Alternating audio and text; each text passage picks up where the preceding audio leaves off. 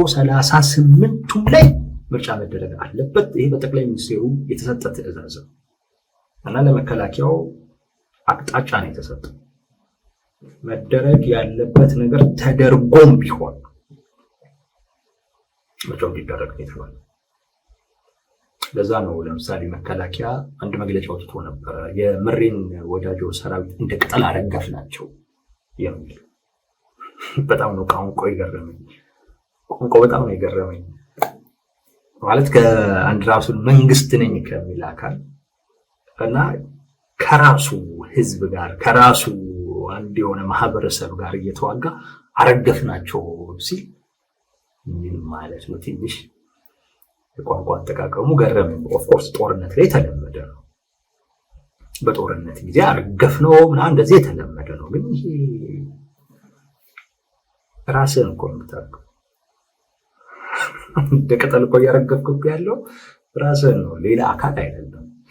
የውጭ ጠላት ቢሆን አረገፍነው ምናምን ትላለህ፣ ከዛ ለዛ ትጠቀመዋለህ። ግን የእርስ በርስ ጦርነት ላይ ግን አረገፍናቸው ምናምን ኦፍኮርስ ጦርነት ላይ የተለመደ ቢሆንም ግን ትንሽ ያስገርማል። ምክንያቱም ያረገፍከው ራስህን ነው።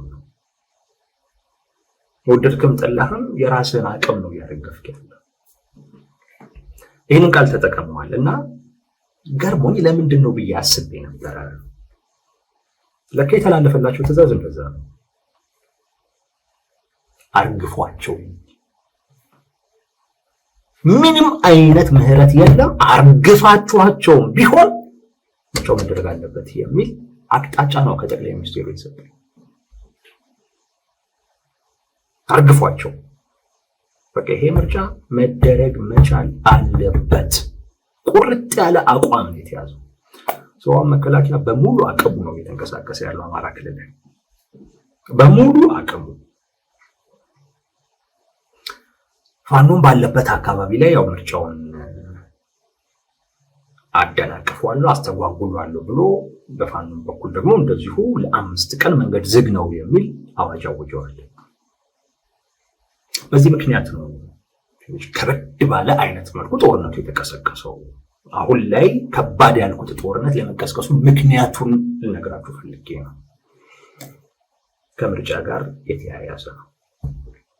በሁለቱም አካላት በኩል በጣም አደገኛ አቅጣጫ ነው የተሰጠው፣ መመሪያ ነው። በብልጽግና በኩል 100% ምርጫ መደረግ አለበት። ይሄ እንዳይደረግ እንቅፋት የሚሆን አካልን ያለ ርህራሄ አርግፏቸው ነው የተባለው። በቃ ጠላት ናቸው፣ አርግፏቸው ነው የተባለው። ለዛ ነው መከላከያ አረገፍናቸው እያለ እያወራ ያለው። ስለሌላ ጠላት የሚወራ ነው የሚመስለው። በፋኖም በኩል ይሄ ምርጫ በፍጹም አማራ ክልል ላይ መደረግ የለበትም የሚል አቋም አለ። የሚገርም አቋም ነው ሁለቱም የያዙት። ምክንያት አላቸው። እሱን እንነግራችሁና ከዛን ከምርጫው ጋር እናያይዘዋለን። መንግስት የሰጠውን መመሪያ እና እሱንም ተከትሎ እያደረገ ያለውን እንቅስቃሴ ካያችሁት አንድ 3 ነገሮች ትረዳላችሁ። 2 ፍላጎቱን፣ 3ኛ ባህሪውን ትረዳላችሁ። አንደኛ የህግ ከለላ ለስልጣን የህግ ከለላ በጣም በእጅጉ እንዳስፈለገው ትረዳላችሁ። በቃ ያለ ህግ መቀጠል አልችልም የሚል ነገር ላይ ነው። ለይስሙላም ይሁን ብቻ በሆነ መንገድ በምርጫ የመጣው መንግስት መባል አለብኝ የሚል በቃ ከህልውናው ጋር የተያያዘ መሆኑን ተገንዝቧል። ያንን ነው እያስፈጸመ ያለው እና የህልውና አደጋ ውስጥ ነው ማለት ይችላል። የህልውና አደጋ ውስጥ ነው። ኢትዮጵያ ውስጥ እኮ የህልውና አደጋ ውስጥ የሌለ ድርጅት የለም። በቃ የህልውና አደጋ ውስጥ ህጋዊ ከለላ ያስፈልገኛል። ትግራይ ላይ ሙሉ በሙሉ ብቻ ይደረጋል። ቢያንስ ለዛ ሰበብ አለኝ። የሆነ የፕሪቶሪያ ስምምነት ምናምን የዓለም አቀፉ ማህበረሰብ የሚያውቀው ነገር ስላለ እና እዛ ያለው ጉዳይ በሌላ አይነት መልኩ መጀመሪያ መፈታተም ስላለበት እዛ አለመደረጉ አንደርስታንደብል ነው። ለሰው ለማስረዳትም ለምንም ከባድ ነገር አይደለም። ለዓለም አቀፉ ማህበረሰብ በተለይ አማራ ክልልም ላይ ግን ምርጫ አለማድረግ ማለት በቃ ከዛ በኋላ ምንድነኝ ብሎ ሊቀጥል የሚችለው ምንድነኝ ነው የሚለው። በቃ ራሱን የቻለ አንድ ታጣቂ እኮ ነው የሚሆነው። በህግም እኮ ነው የምላችሁ። አሁን በተግባር እንደዛ እኮ ነው። መንግስት እኮ በቃ አንድ ታጣቂ እኮ በሉት፣ አንድ ታጣቂ እኮ በሉት። እንደዚህ ቦታ አስለቀቅኩ ይላችኋል እኮ ዱሩ የራሱ አልነበረም እንዴ እኮ የሚያስብል እኮ ነው። እና አንድ ታጣቂ በሉት በተግባር ግን አሁን በህግም በቃ መንግስት የሚባለው ነገር ሊያጣ ነው። የህግ ከለላ በጣም እንዳስፈለገውና ከህልውናው ጋር በተያያዘ አይነት ሁኔታ እንዳስፈለገው ከዚህ መረዳት እንችላለን። አንድ ሁለት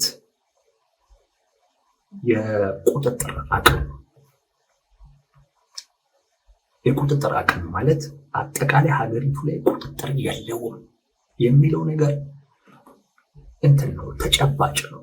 አሁን ዛሬ አንድ አልጀዚራ አንድ ማፕ ይዞ ወጥቶ ነበረ እና እዛ ማፕ ላይ ግጭት ያሉባቸውን አካባቢዎች ሚሊሻዎች ወይም ደግሞ ታጣቂዎች የሚንቀሳቀሱባቸውን አካባቢዎች የሚያመላክታል። የተረፈ የኢትዮጵያ ቦታ የለም ነው ማለት ነው። አልጀዚራ ስለሆነ ነው እንጂ የተረፈ ቦታ የለም። በቃ ታጣቂዎች የማይንቀሳቀሱበት ቦታ የለም። እና በዓለም አቀፉ ማህበረሰብም ዘንድ ያለው ግንዛቤ ያ ነው። መንግስት ቁጥጥር የለህም ማለት በግንኙነት ላይ በሙሉ ጉዳት አለው። አትከበርም። ሌላው ይቀርና አያምኑህም። እኔ የእናንተን ፍላጎት እንዲህ አስፈጽማለሁ እንዲህ አድርጉልኝ ብለህ እንኳን ለመጠየቅ ሞራል ታጣል። ለመንግስት አይደለም። መንግስት የሚያስብለው መንግስት በሆነበት ሀገር ላይ በሙሉ ቁጥጥር ሲኖር ነው። እና ሌላው አካል እንደ መንግስት አያየው። ዋስትና አትሰጥም፣ አይተማመንብህም። ከአንተ ጋር ውል ውስጥ አይገባም። ተውት፣ ውል ውስጥ አያከብርህም።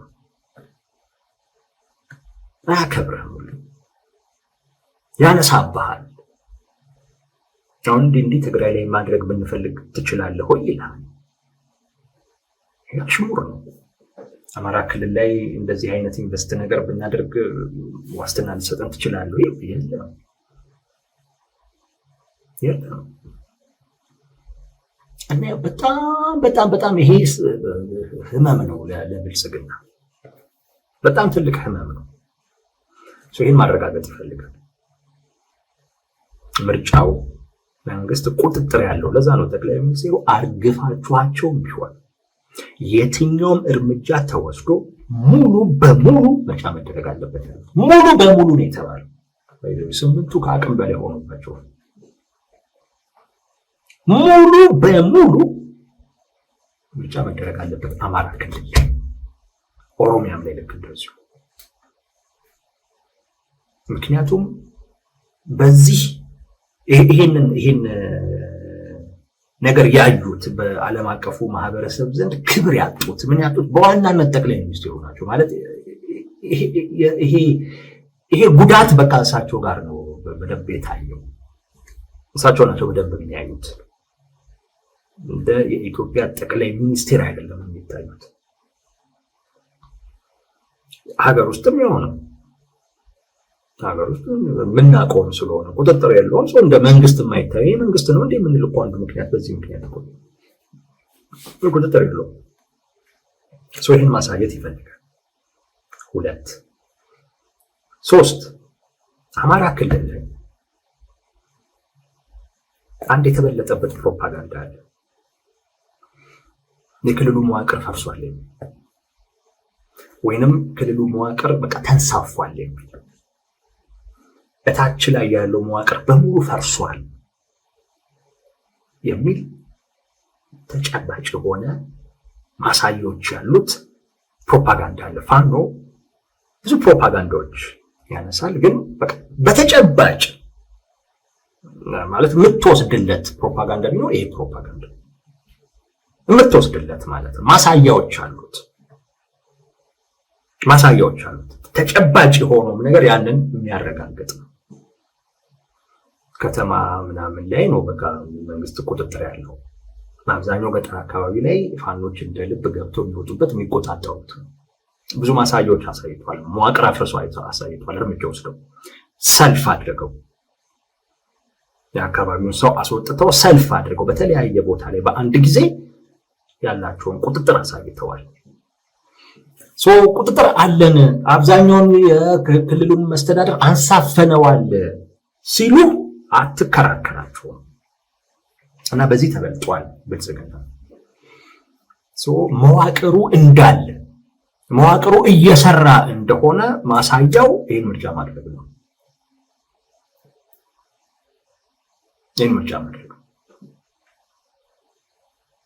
ስለዚህ አንድ ምን አልኳችሁ? የህግ ከለላ ያስፈልገዋል። ያለ ምርጫ መንግስት መባል አይችልም። ሁለት ቁጥጥር ያለው መሆኑን ማሳየት ይፈልጋል። ሶስት አማራ ክልል ላይ መዋቅሩ እየሰራ እንደሆነ ማረጋገጥ ማሳየት ይፈልጋል። በእነዚህ ምክንያቶች ምርጫው 100% መደረግ አለበት ወደሚል ነገር መጥቷል። ምርጫውን ለማድረግ አማራ ክልል ላይ የግድ ነው ፋኖን እነሱ እንዳሉት ከተቆጣጠራቸው አካባቢዎች ማጽዳት አለባቸው። ለዛ ደግሞ የሚፈጠር ብዙ ጉዳት ደግሞ አለ። ግን ብልጽግና ደግሞ ብዙ ችግር የለበትም። ለህዝብ ደህንነት ግድ የለውም። ዋናው የፈለገው ይሄንን ነው እንጂ አሁን በእንደዚህ አይነት ሁኔታ ምርጫ ማድረግ እኔ ለህዝቡ በኋላ ስለመጣበት ነው። ለህዝቡ ያለው ጉዳት ቀላል አይደለም። የመንግስት እነዚህ እንትኖች አሉት። ፋኖ የራሱ ፍላጎቶች አሉት። አንደኛው መንግስት ህጋዊ ከለላ ማግኘቱ በጣም ያሳስበዋል።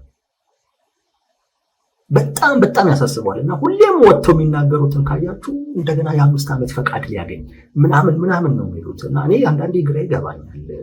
ምንድን ነው ቢያገኝ እነሱ እኮ እውቅና አንሰጥም አናቅህም ሊሉት ይችላሉ ምናምን ነገር እላለሁ። አይገባኝም። ግን እነሱ በጣም ይሄን ነገር ግን በሲሪየስ ነው የሚያዩት። ደጋግመው የሚያነሱት ጉዳይ ነው። የ5 ዓመት ፈቃድ ድጋሚ የህግ ከለላ ሊያገኝ ነው ማለት ምርጫው ትክክል ነው ምናምን ብለው እኮ አይደለም። ግን ለይስሙላም ቢሆን ምርጫ አድርጎ ለ5 ዓመት የተመረጥኩኝ መንግስት ነኝ ሊል ነው የሚል ነገር ያነሳሉ። ይሄ ነገር ከሆነ ጉዳይ አንጻር ትርጉም ይሰጠኛል። እነሱ ከዛ አንጻር አንስተውት ይሁን አይሁን አላውቅም። ግን ፋኖች ድርድር የሚባል ነገር ብዙ አይፈልጉም። አንዳንድ የሚፈልጉ ሰዎች እንዳሉ አውቃለሁ። ግን ዋነኛ ሰዎቹ ፍላጎት የላቸውም። ይሄ መንግስት ለይስሙላም ቢሆን የህግ ከለላ ማግኘቱን የማይፈልጉበት አንዱ ምክንያት ከዛ ጋር የተያዘ ነው። ከማን ጋር እንደራደር ነው? ከማን ጋር እንደራደር የሚል ነገር ማንሳት ይችላል። የህግ ከለላ ማግኘት በፍጹም የለበትም የሚል አቋም አላቸው። ምርጫው ሙሉ በሙሉ አማራ ክልል ላይ እንዳይደረግ ፍላጎት አላቸው። ያሳቁታል አያሳቁትም አናውቅም። እንገምት ግን ካለ መገመት እንችላለን። ግን ይሄ የነሱ ፍላጎት ነው። በቃ በጭራሽ ህጋዊ ከለላ ማግኘት የለበትም፣ እንደገና የ5 ዓመት ኮንትራት ሊወስድ የሚል አቋም አላቸው። ሁለት በዚህ አጋጣሚ አቅማቸውንም ማሳየት ይፈልጋሉ። ማለት አማራ ክልል ላይ አማራጭ መንግስት መሆናቸውን ታጣቂ አይደለም አማራጭ መንግስት መሆናቸውን። ለምሳሌ ትግራይ ላይ ምርጫ የማይደረጉት ቲፒኤልኤፍ አይደረግም ስላለ ነው። አቃይ በዚህ አይደረግም፣ እኔ የሌለውበት ምርጫ አይደረግም፣ እንዲህ ሳይሆን አይደረግም ማለት አይደረግም። ታሪዝ መንግስት ዲፎልት በቃ መንግስት ነው። ያጣው ህጋዊ አካሄዱን ተከትሎ ምናምን መጣ አልመጣ እሱ ሌላ ጉዳይ ነው እንጂ በቃ እኮ መንግስት ነው። የፋኖ ኃይሎችም አማራ ክልል ላይ በዛ ደረጃ ነው መሆን የሚፈልጉት። እነሱ የሚፈቅዱት የሚሆንበት፣ እነሱ ካልፈቀዱ ማይሆንበት አይነት ክልል እና ታጣቂ አይደለም። አይመቻቸውም ይሄ ቃል እርግጠኛ ነኝ። ብዙ ጊዜ ካያችኋቸው መግለጫዎቻቸውን፣ ሁኔታቸውን ምናምን ሁሉ ካያችኋቸው የመንግስት በመንግስት ደረጃ እንደ አንድ አማራጭ መንግስት እንዲታዩ ነው ፍላጎታቸው። ለአንድ አማራጭ መንግስት በቃ አማራ ክልል እኛ ነን መንግስት የሚል እንትን ነው ስነ ልቦና ነው ያላቸው መሪዎቹ። እንደዛ መቴት ስለሚፈልጉ በዛ ደረጃ ሊያሳያቸው የሚችለው ይሄንን ምርጫ ማድረግ ካልቻለ ነው። ብልጽግና እነሱ ከልክለው ካስቆሙት ማለት ነው። በዚህ ምክንያት ሙሉ በሙሉ ምርጫው መደረግ የለበትም። እኛንን ክልሉን የምንቆጣጠር እኛንን እያስተዳደር ነው ያለነው የሚል ነገር ማለት ነው። ይሄ የምርጫውን ተአማኝነት ማሳጣት ምናምን አይደለም የፋኖ ፍላጎት፣ እንደዛ እንዳትወስዱት። ምርጫው ይሄ ፍላጎት ምርጫው ላይ የሚሳተፍ አካል ያለው ፍላጎት ነው። ለምሳሌ አንድ ፓርቲ ይሄ ፍላጎት ሊኖረው ይችላል። የፋኖ ፍላጎት እሱ አይደለም። ምርጫው የውሸት ነው፣ ድራማ ነው። እሱ ማሳየት አይደለም። ድራማማ መሆኑን ያውቃል፣ ምንም ጥያቄ የለውም። ፋኖ ማሳየት የፈለገው ራሱን ነው።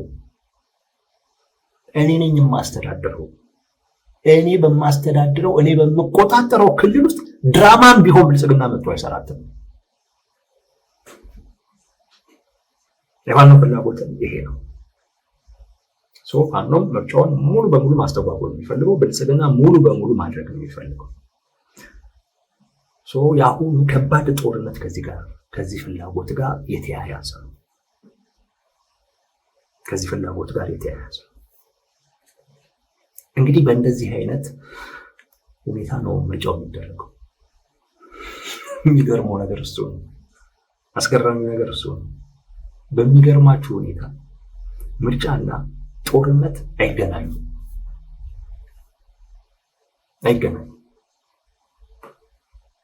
እኛ ይሄ ምርጫ አይደለም የምንለው በዚህ ምክንያት ነው። ምርጫና ጦርነት በፍጹም አይገናኙም። ልብ በሉ። አሁን ምርጫውን ለማድረግ ምርጫው እንዳይደረግ ለማድረግ በተፈጠረው ከባድ ጦርነት ውስጥ ህዝቡ ያለበትን ሁኔታ ብቻ አስቡ። መራጩ ማለት ነው ያለበትን ሁኔታ አስቡ። ምን ውስጥ ነው? አደጋ ውስጥ። የምን አደጋ ውስጥ? የደህንነት። የምን አደጋ ውስጥ? የህልውና።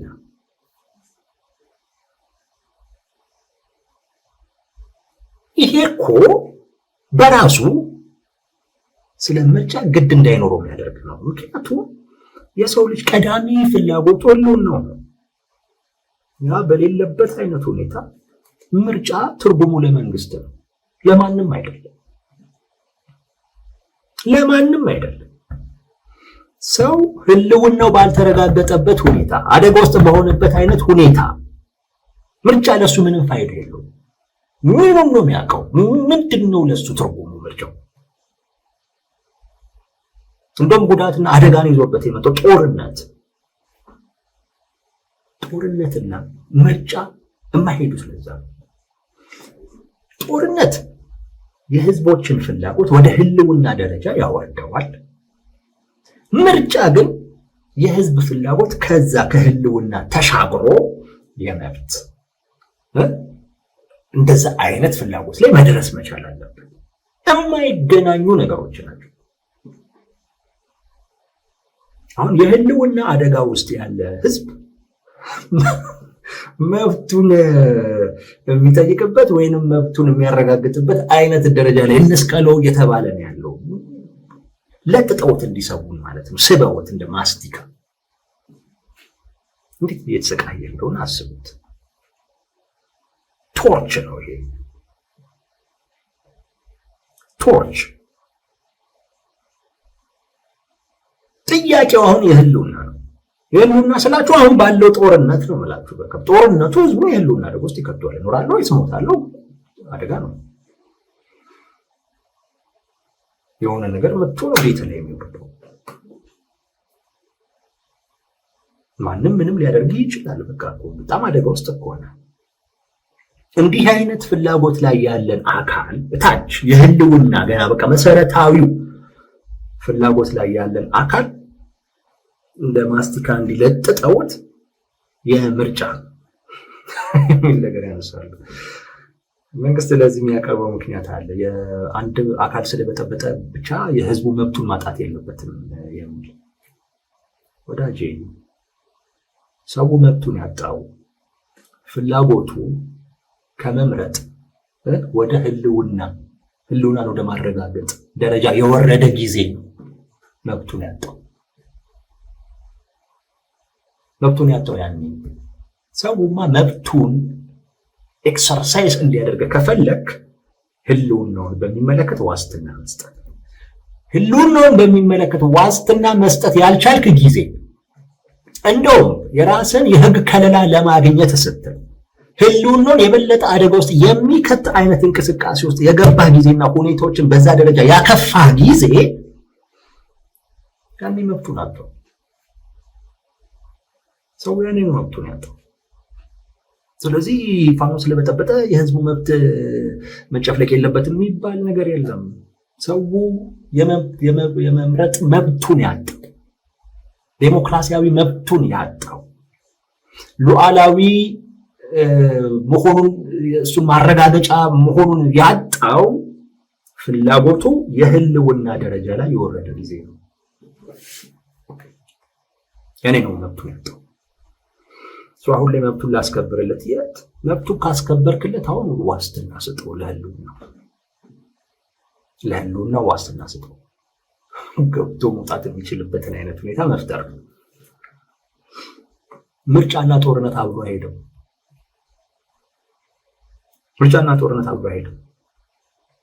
በጦርነት ወቅት የሰው ፍላጎት ከህልውናም ጋር የተያያዘ ስለሆነ ከዚህ ውጭ የጥይት ድምፅ አለ እንዳለ የምትሰሙት ትርክት ራሱ በጣም ከባድ ትርክት ነው። የጦርነት በቃ የጥላቻ ንግግር ምናምን ነው የምትሰሙት። ማለት ስሜት ከፍ የሚያደርግ ስሜት የሚረብሽ የሚመርዝ አይነት ነገር ነው የምትሰሙት። ባሩድ ነው የሚሸታችሁ። ትርክቶቹ በዛም በዚህ ነው የሚነገረው ነገር ራሱ ባሩድ በሉት በጆሮ ይገባል፣ ይመርዛል። እዛ ውስጥ ሆነ ምክንያታዊ የሆነ የተረጋጋ ሚዛናዊ የሆነ ውሳኔ መወሰን ናቸው። ምርጫ ግን እሱን ይፈልጋል።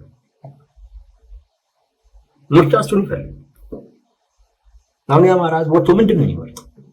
ማንንስ ነው የሚመርጠው? ግራ የሚገባኝ እሱ ነው። ማንን ነው የሚመርጠው? ሄዶ የሚወዳደሩ አሉ እዛ ግራ ማን ነው የሚወዳደረው እዛ? ከዚህ ከማን ብሎ እንደሚመርጡ ግራ ነው የሚገባኝ። እና ህዝቡ በጣም ነው የሚያሳዝነኝ። እውነቴን ነው የምላችሁ፣ ህዝቡ በጣም ነው የሚያሳዝነኝ። ሁለተኛው ይሄ ነው። የመጀመሪያው እንዳልኳችሁ በቃ ፍላጎቱ ከመብት ፍላጎት ወርዶ የህልውና ሆኗል። የአማራ ህዝብ ብቻ አይደለም አብዛኞቹ። እና ፍላጎቱ በዚህ ደረጃ ዘጭ ብሎ የወረደን ማህበረሰብ ነው እና መብትን አረጋግጥ እያልኩ ያለው ትዝ አይለውም። መብት የምን መብት ነው የሚለው የመምረጥ ምንድን ነው? ምርጫ ነው የሚለው። ምክንያቱም የእሱ ጥያቄ እና አእምሮ በጣም የተወጠረበትና የተያዘበት ጉዳይ የህልውና ጉዳይ። ከጥይት ቢያመልጥ ከኑሮ አያመልጥ፣ ከኑሮ ቢያመልጥ ጥይት አያመልጥ። አሁን ሰሞኑን አካባቢው ስሙን ረሳሁት፣ ሁለት የህዝብ ማመላለሻ መኪኖች ታገቱ። ሰው እንዳለ ተጠራርጎ ተወሰደ። ከ6 እስከ 10 ሰው ተገድሏል አሉ። ወደ አዲስ አበባ ሊገቡ አካባቢ ላይ በቃ ይሄ ነው ሀገሪቱ ውስጥ ያለው ሁኔታ ይሄ ነው። እንደው ከዚህ ወደዛ በሰላም እደር ሲሆን ብሎ እየጠየቀን ያለ ሰው ነው እና ተብለ ምረጥም ማንን ነው መመርጠው ነው የሚለው? ምንድነው ምርጫ ነው የሚለው ይሄ ሰው? እና ሁሉም የህልውና አደጋ ውስጥ ነው። አማራ ክልል ላይ ደግሞ አሁን በበለጠ ሁኔታ ማለት ነው ግን ሁሉም አደጋ ውስጥ ነው። የምትሸሽበት የለ፣ የምታመልጥበት የለ። ምንድነው ለዚህ ህዝብ ምርጫ? ምንድነው ትርጉሙ?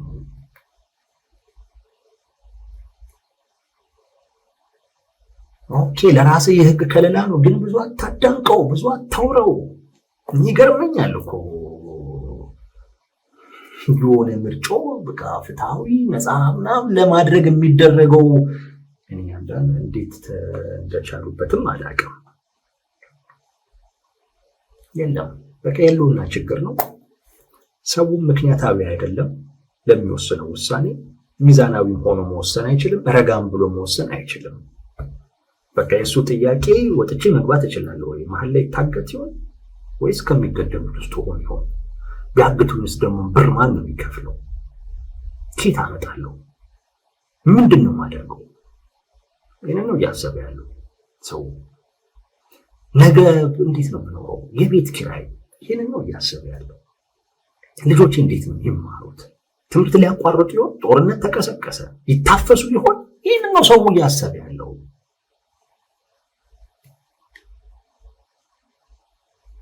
ይህን እያሰበ ያለ አካል ከብልጽግናና ከኢዜማ በውጭ ጉዳይ ፖሊሲያቸው ላይ እንዴት ነው እንደዚህ ሊወስን የሚችለው?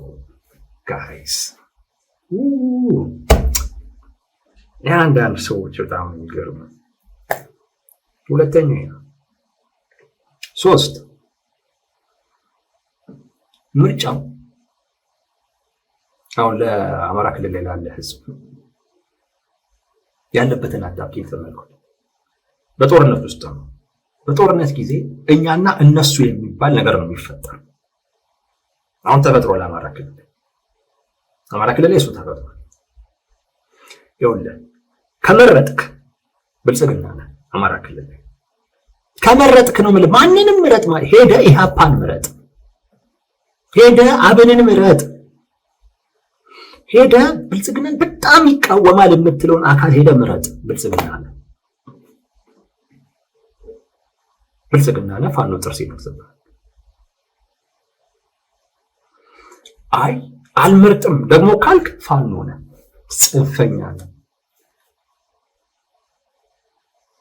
ጽንፈኛ ነህ።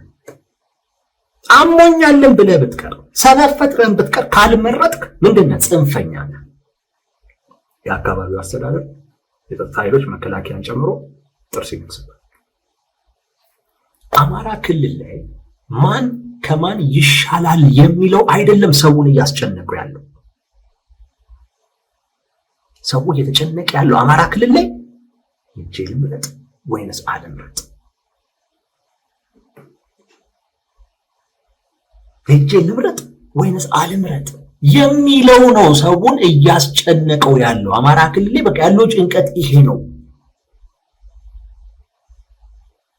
ሄዶ ቢመርጥ ፋኖ ጥርስ ይነክስበታል። ኧረ እኔ እኮ አብንን የመረጥኩት እንትና ኢህአፓን እኮ ነው የመረጥኩት ወይም አብንን ነው የመረጥኩት። ብልጽግናን እንደዚህ የሚሉትን ሰዎች፣ ብልጽግናን አንተ ሀገር ከሃዲ ነህ ያሉትን ሰዎች፣ አንተ ጦረኛ ነህ ያሉትን ሰዎችን የመረጥኩት ቢል ራሱ ማንም የሚያምን እንትን ብልጽግና መምረጥ አይችልም።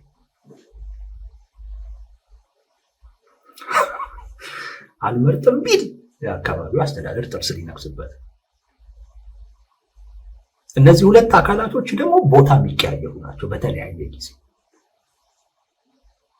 ዛሬ አይ ብልጽግና ነው ያለው ከነሱ ጋር ከምጣላ ብሎ ቢመርጥ ነገ ፋኖ ይመጣለታል። ተመዝግቧል። ዛሬ ፋኖ ነው ያለው ስለዚህ አልመርጥም ቢል ብልጽግና ይመዝግባል። ይሄ ምርጫ ነው ለአማራ ህዝብ? ለአማራ ህዝብ ይሄ ምርጫ ነው ወይ? ይሄ ምን አይነት ትርጉም ያለው ምርጫ ነው? ልምረጥ ወይስ አልምረጥ ብሎ የሚጨነቅበት ይሄ ጭንቀት እንጂ ምን ምርጫ ነው ይሄ? አንዳንዶች ሲያሾፉም ቅርጫ ምናምን የሚሉ ቅርጫማ አይደለም፣ ይሄ ጭንቀት ነው። በቃ አማራ ክልል ላይ ጭንቀት በቃ ነፍስ ውጪ ነፍስ ግቢ ነው። መቼ ደርሶ መቼ ባለፈልኝ ነው የሚለው። ደግሞ ጉዳዩ ነው ከሌ ተመረጠ እየተጨነቀ ነው ያለው የአማራ ህዝብ። ይሄ ምርጫ ለአማራ ህዝብ ጭንቀት ነው ይዞበት የመጣው። ጭንቀቱ ለሀገር የሚበጀው ማን ነው? ለክልሌ መንገድ የሚበጀው ማን ነው? አካባቢ ላይ መንገድ የሚሰራው ትምህርት የሚያስፋፋው ማን? እሱ አይደለም። ለአማራ ህዝብ ልምረጥ፣ ምርጫ ቦታ ልሂድ ወይንስ አልምረጥ? ይህ ጭንቀት ነው። ብልጽግና ልምረጥ ወይንስ ፋኖን ልምረጥ? አማራ ክልል ላይ 2 ተወዳዳሪ ነው ያለው። ኢህአፓ የለም እዛ፣ ኢዜማ የለም እዛ፣ አብን የለም እዛ። አማራ ክልል ላይ ያለው 2 አካል ነው። አንደኛው በምርጫ ቦርድ ተመዝግቦ ለምርጫ የሚወዳደረው ብልጽግና፣ አንደኛው በምርጫ ቦርድ ሳይመዘገብ የሚወዳደረው ፋኖ ነው። 2 ነው ያለው። አማራ ክልል ላይ ወይ ብልጽግናን ትመርጣለህ ወይ ፋኖን ትመርጣለህ። ብልጽግናን ከመረጥክ ሄደህ ትመርጣለህ። ፋኖን ካልመረጥክ እቤት ቁጭ ብለህ ፋኖን ትመርጣለህ። የአማራ ህዝብ እዚህ ጭንቀት ውስጥ ነው። ዛሬ መከላከያ ሊኖር ይችላል፣ ግን አያስተማመንም። መከላከያ ከምርጫው በኋላ ይወጣል። የለም የሚመጣው ፋኖ ነው። ምንድን ነው የሚወጣው? መከላከያ በሄደበት ሁሉ እየተከተለ ሊሄድ። ዛሬ ምናልባት ፋኖ ሊሆን ይችላል፣ ነገ መከላከያ ወይም ሚሊሻ ምናምን ይመጣል። ምን እንደሚያደርጉ ያውቃል። እና ፋኖች በሄዱበት እነሱንም እየተከተለ ሊሄድ ነው። አያሳዝንም?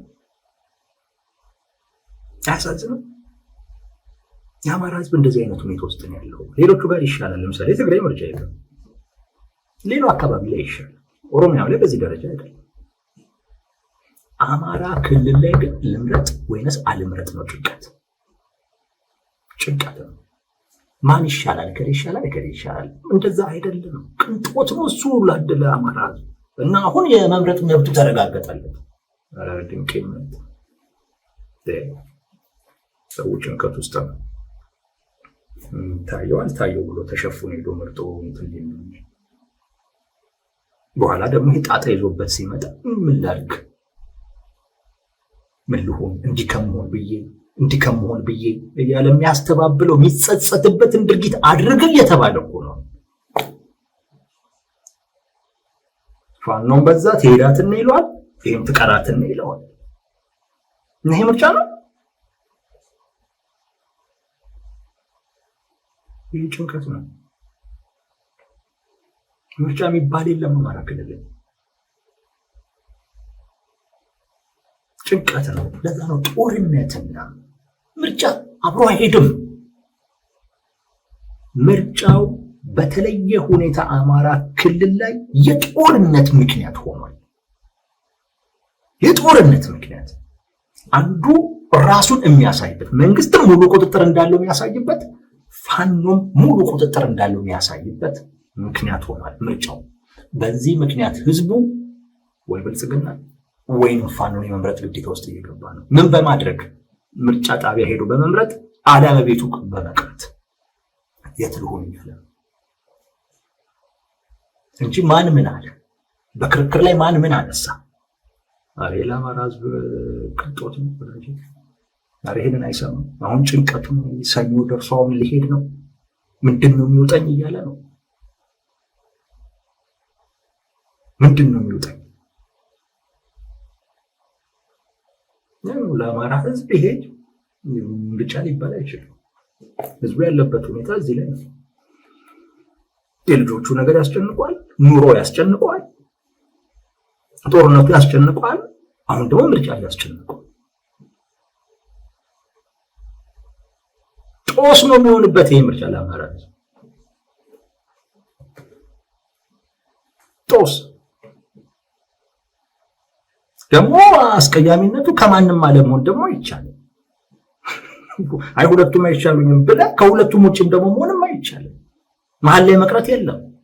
ከመንገድ ወጥተህ ምርጫ ጣቢያ ሳትደርስ መሀል ላይ ቆመህ አልመጣሁም መጥቻለሁ ማለት አይቻልም። ወይ ሄደ መምረጥ ነው አሊያም ቀርተ አለመምረጥ ነው። አያሳዝንም? ህዝብ